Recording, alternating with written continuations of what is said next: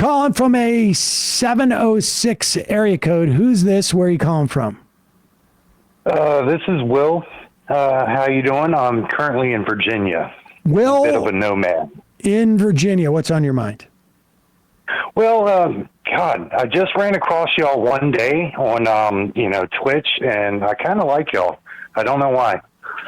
But I'm a Republican. I appreciate that. Okay. Well, at least now I know why you're confused as to why you like us. But go ahead. I understand, but yeah, I'm glad to be on here. So I'm all like ready to shoot out of a cannon with all the things y'all have talked about. But I just wanted to stick and focus on what I know, like being through 10 different countries through the military. Okay. I served 10 years, so I've seen where we're over there and we're defending even like NATO countries, and they got on the side of their house, like, get out of here, baby killers, because they don't even want us there. Right. And I've seen more conflict, many different things, but what they tell us, and while we're doing it, it's never the narrative of what they say. So when it comes down to what we see, and by they, hold on for 1 second. And by they, you mean you mean the politicians. Okay, all right, fair. No, it's not the other countries and things of that nature. It's point blank what we are told as civilians, or when you're in the military, you do what you're told, and we just go with whatever they say. The reason why we're over there is because they got weapons of mass destruction, or the reason why we're going over there is because they attack these civilians. And we're not in war right now, but yet we are. So we're kind of like doing a sidebar right now between Ukraine and Israel with multiple different fronts there. And it's all about maybe seaports more so than what they're telling us. And, it's all about land resources, things of that nature. But you mean as opposed to like democracy? Yeah. Yeah. Some politician is going to say something. It's all about resources. That's what we're on this earth for, and all the conflict and everything is in between. Is everybody is trying to grab the same resources and materials and try and get connections. And the UN is some bullies, but they never put Ukraine inside their treaty. So, and then Russia said, if you put them in there, we're going to get y'all. When Trump was in office, you mean NATO? Said, You're talking NATO? Yeah, UN, NATO, all of them. Okay. Well, I mean, I think in general, I mean, I think the idea of democracy and this and that is always a lie. It's always about resources. There are some times where that may align, right? I mean, coincidentally, but it's not the determining factor by any stretch of the imagination. I mean, it's blatantly obvious. If we cared about democracy, we wouldn't, have an alliance. We wouldn't be selling Saudi Arabia weapons. So it's always about resources. I would also just suggest that the impetus for those resources is more often than not about moneyed interests than it is about necessarily the national security of the country. I mean, I'm sure there are times where it is about maintaining some type of, supposed national security, but more often than not, it's really about which corporate interests are interested. But go ahead. I would like to have the rebuttal. El Paso, Texas, there's a duty station down there, Fort Bliss. It's 15 minutes from the border of Juarez, Mexico. Let's just say I was down there in about 2011. I saw the population at one time was like 1 million for this city. It was down to less than 300,000 when I was coming down there, or when I was there during a couple of years. The drug cartels are catching people's houses on fire, decapitations, and all that stuff. But we're not stepping over there because there was no money to be gained. There was nothing we were going to do, because the Mexican leadership, and American sovereignty is deliberate. And these people have been here illegal for years. They're trying to get a better way of life. I understand that. But not everybody's coming through with some good intentions. So the racism and the card that people are saying, how he worded it, his rhetoric, he is a walking meme. But the thing is, he is legitimately saying that not everyone here is here for the freedom of life and to take care of everything with our sovereignty. They don't care about what we believe in. Well, I mean, to be fair, you could say the same thing about American-born citizens too, right? Like there's crazies. Well, there's I mean, it's not just crazies. There's violent criminals.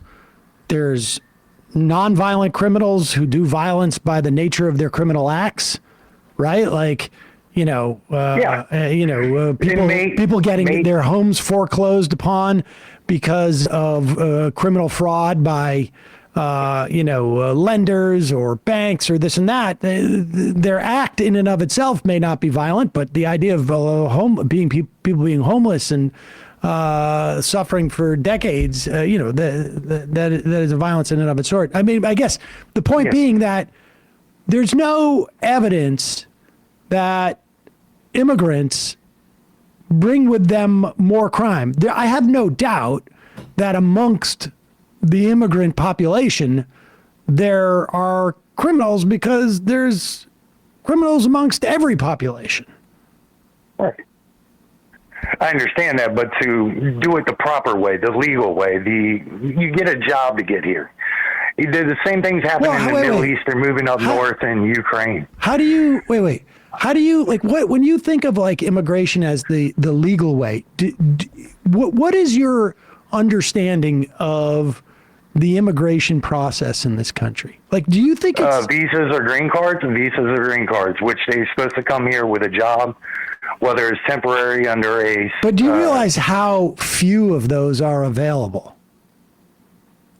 Well, that's what needs to be fixed and implemented. It doesn't mean just come on aboard. Come on. Let's just move to Ohio. Go way past everything. How are you getting... Wait. Hold on a second. Okay. Let's talk about when you say Ohio, are you talking about Haitians living there? Well, I don't know what was there. I just go off of what we're told, right? Well, and there's two sides of the story on that. We're told that there's anywhere from 5 to 15,000 immigrants that have moved to Haiti. But why do you think that they're there? First of all, how do you think they got there? Well, I don't know about that. I've seen the governor of Texas, and one of them was sitting there shipping them himself to New York and other places. Well, not Haitians. I mean, these Haitian immigrants. What is your understanding of these Haitian immigrants in Ohio? All right. Well, I know what you're referring to. I don't think all of them are Alf, like they're eating cats from the old sitcom. But there are some that believe in their culture of voodooism. I know for a fact they can't drive, from what all these reports are showing. The car accidents are more troubling than eating animals. Mike DeWine, the Republican governor, has addressed this and says there needs to be more training for people driving there.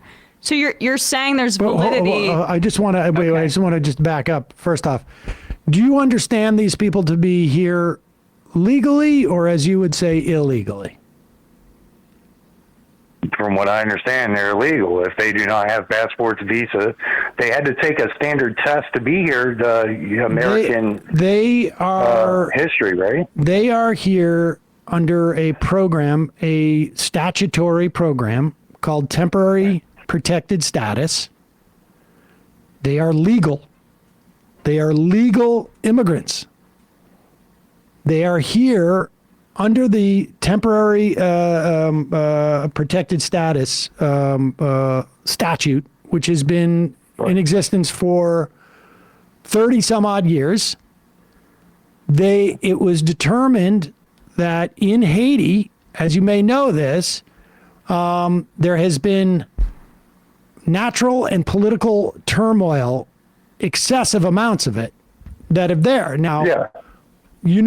I would imagine what Haiti has been subjected to by this country for centuries, right? Like, the story that Haiti, they're the only country in this hemisphere that had a revolution where slaves liberated themselves. They were then embargoed by France, and the only way that they could keep the country from being able to basically starving or being shut off from commerce was that they were obligated to pay restitution to France for the freeing of themselves. That restitution went on for literally 150 years. That up to 40% of their GDP was taken for decades upon decades, over a century. So they had no ability to build any type of economy through, I think it was like into the 1940s, maybe even later, until this debt was paid off. On top of which, the United States was so terrified at the idea of slaves getting the idea that they could revolt and free themselves that the U.S. has been involved in Haiti for that almost 50 years by consistently overthrowing and involving themselves in the institution of governance there, often in part because they essentially did not want, up until through the 1800s, obviously they didn't want their slaves to think like there's an opportunity for you here. But then they didn't want the resources to be used by Haiti to develop their economy. There's also a lot of cheap labor there. And so, we have a certain amount of responsibility. And Haiti's literally been taken over by gangs. Once again, this is in the wake of us literally involving ourselves in cooing. I don't know how many. Argentina. Well, yeah, I'm talking about all in Haiti, but yeah, we've done. I know. And so they're here legally in a temporary basis, and some Haitian immigrants lived in Springfield. There was a desperate need for labor in the wake of COVID there. The city has been incredibly depressed. And since the influx of these immigrants, the tax base of Springfield has almost doubled, which, of course, all those taxes go back to services locally. Now, there's no doubt if you were to put, and my understanding about Springfield is that like the metro area is closer to 150,000, but there's no doubt. So when we talk about Springfield, we're probably talking more about a population around 150,000. The influx of 10, 15,000 new people, period, I don't care where they're from, would create maybe higher rents, although higher rents in Springfield are less than the national average. I still would imagine in Springfield, people have been used to very low rents because there's been very little economic opportunity there, but that's changing because of this influx of the immigrants. There is no rise, despite the fact that J.D. Vance has said this, in communicable diseases. In fact, there's been not only has there been no rise, there's been a decrease in the rate of things like TB in that area. There is no evidence whatsoever of anybody killing cats or dogs. It's possible there may be. I mean, look, in this country, there is a significant tradition of talking tongues to snakes. Right. But you don't hear the idea. You leave them Bible thumpers down there alone when they want to talk to their snakes. I mean, honestly, if they want to talk to their snake, they talk to their snakes. But I would never say we can't have any Christians move into New York because I don't want a bunch of snakes around. And it's absurd. Go ahead, caller. It's just I'm sorry. No, ladies first. Go ahead. Thank you. I just want to say that this is not the first time that immigrants in this country have been accused of eating pets. Did you know that?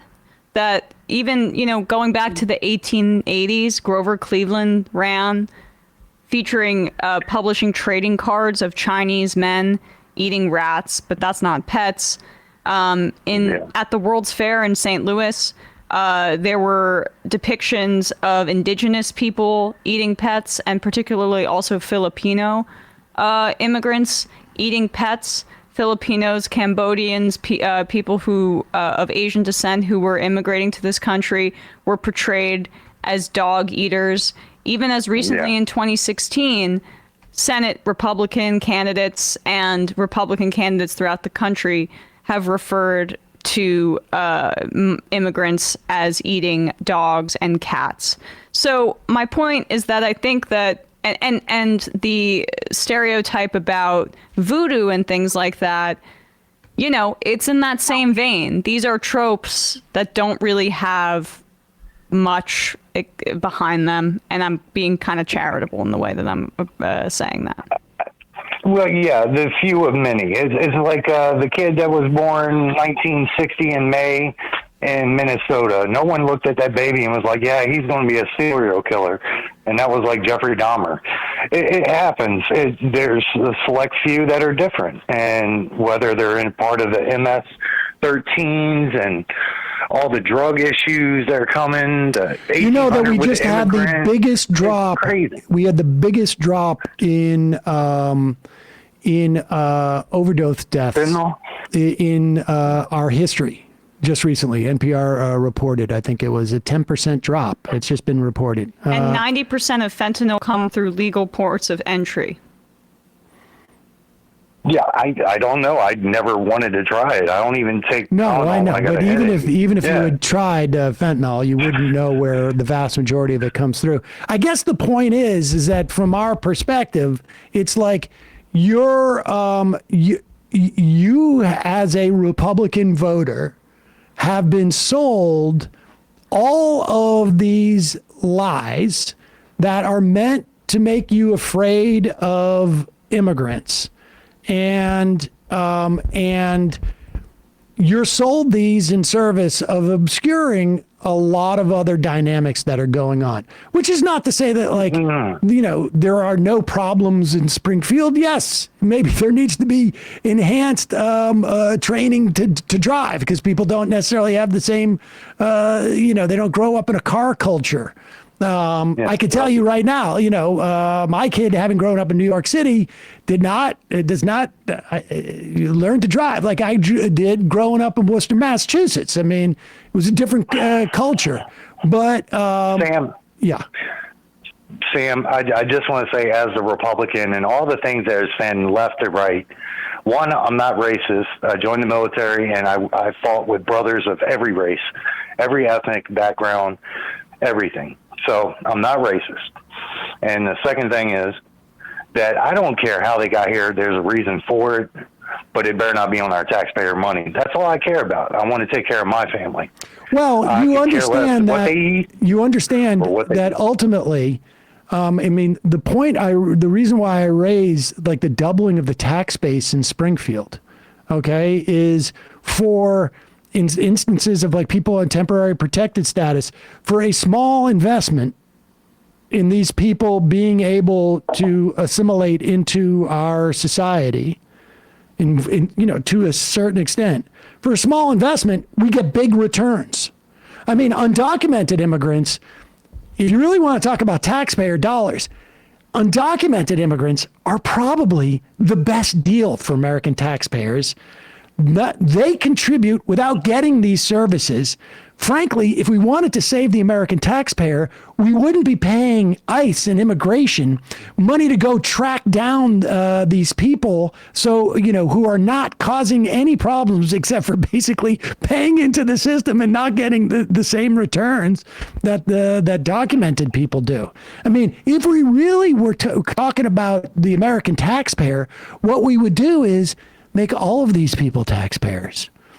What would be better is all the jobs were here in the United States instead of overseas, and we're paying import-export cargo. Well, I mean, look, the fact of the matter is we can't impoverish the rest of the world for our benefit.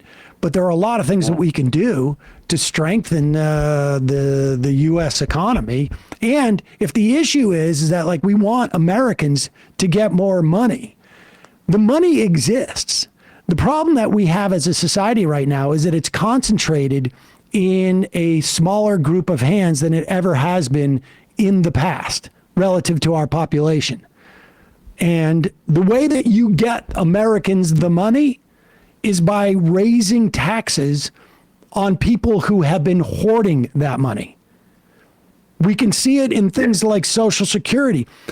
You know how Social Security system works, right? People are taxed a wage tax, and part of it's paid by the employer, part of it's paid by the employee. Well, when Social Security was set up, and when it was reformed by Ronald Reagan in 1982 or 3, that was predicated on 91% of the wage income that flows through the United States is subject to that Social Security tax. Well, that number is now down in the mid to low 80s because there's a cap. And what that tells you is that there are more people hoarding more of the money. And that money needs to be shared amongst American society by the people who make America the place where people can make that kind of money. I understand. Yeah, a lot of people that were born in baby boomers, they bought a lot of property real cheap, and then they're holding on to it.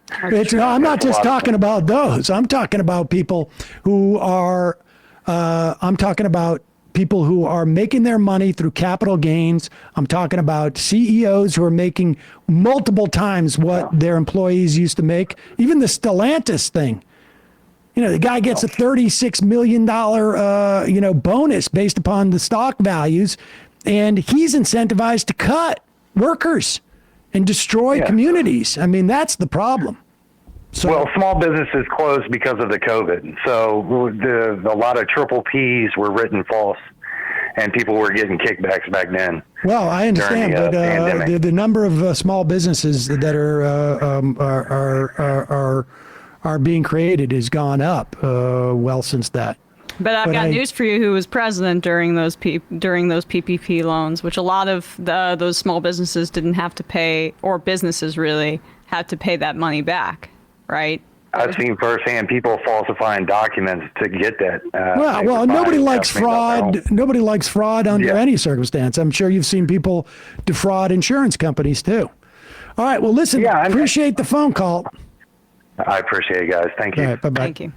Hey, folks, don't forget to hit the subscribe button and check out our daily show. We do it every day at 12 p.m. Eastern for about 2.5 hours. We even take phone calls. You should check that out.